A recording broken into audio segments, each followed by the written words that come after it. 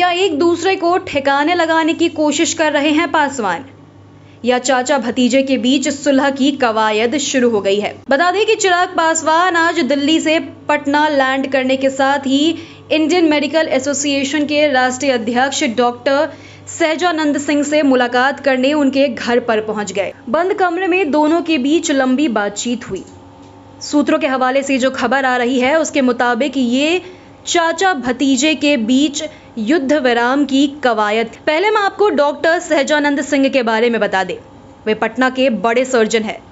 Medical क्षेत्र में इनकी इतनी पैठ है कि देश में डॉक्टरों के सबसे बड़े संगठन IMA के राष्ट्रीय अध्यक्ष चुने जा चुके हैं। राजनीति में सक्रिय नहीं है, लेकिन राजनेताओं से बेहतर मधुर ताल्लुकात के लिए जाने जाते हैं। बिहार के कई राजनेताओं से डॉक्टर सहजानंद सिंह का बेहद नजदीकी संबंध रहा है। डॉक्टर सहजानंद सिंह का रामविलास पासवान के पूरे परिवार से बेहद अंतरंग संबंध रहा। वे स्वर्गीय रामविलास पासवान के नज़दीकी तो थे ही, साथ ही साथ पशुपति कुमार पारस से भी उनके बेहद करीबी संबंध रहे हैं। लोजपा के सूत्र बता रहे हैं कि डॉक्टर सहजानंद सिंह से कुछ दिनों पहले चिराग पासवान की फोन पर बातचीत हुई थी। दोनों में तय हुआ था कि जब चिराग पासवान पटना लौटेंगे तो मुलाकात होगी। चिराग पासवान ने खुद कहा था कि वे सहजानंद सिंह के घर आ जाएंगे।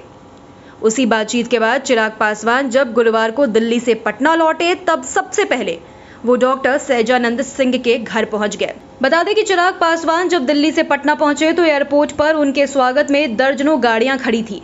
चिराग पासवान ने ज्यादातर नेताओं को श्री कृष्णपुरी आवास पर रहने को कहा। कुछ चुनिंदा नेताओं के साथ वे राजेंद्र नगर स्थित सहजानंद सिंह के आवास पर भी पहुंच गए। पहले ड्राइंग रूम में औपचारिक मुलाकात हुई, फिर सहजानंद सिंह के साथ चिराग पासवान बंद कमरे में चले गए। दोनों के बीच उस कमरे में तकरीबन आधे घंटों तक बातचीत हुई। चिराग पासवान ने अपने करीबी नेताओं को भी नहीं बताया कि बंद कमरे में क्या बातचीत हुई है। दरअसल डॉक्टर सहजानंद सिंह फिलहाल पशुपति कुमार पारस के करीबी मित्र है। वे पहले ही पशुपति पारस से पारिवारिक विवाद पर बात कर चुके हैं।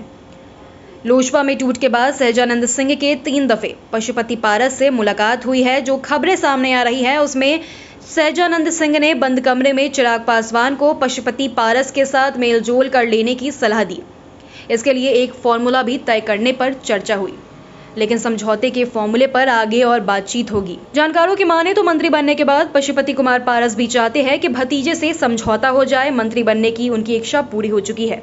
अगली इच्छा अपने बेटे यशराज पासवान उर्फ मुस्कान को चुनाव लड़ाने की है। उनकी बहुत ही ज्यादा इच्छा पार्टी चलाने की नहीं है। सियासी जानकार भी देख चुके हैं कि हालिया दिनों में पशुपति पारस ने चिराग पासवान के खिलाफ अब बयान देना छोड़ दिया है।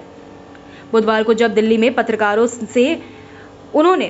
पत्रकारों ने उनसे पूछा, चिराग पासवान को लेकर सवाल किया, तो वो कुछ भी बोलने से मना कर दिया। लेकिन इन सभी बातों पर ऐसा फिलहाल तय करना कि दोनों के बीच समझौता हो जाए, ये जल्दबाजी होगी।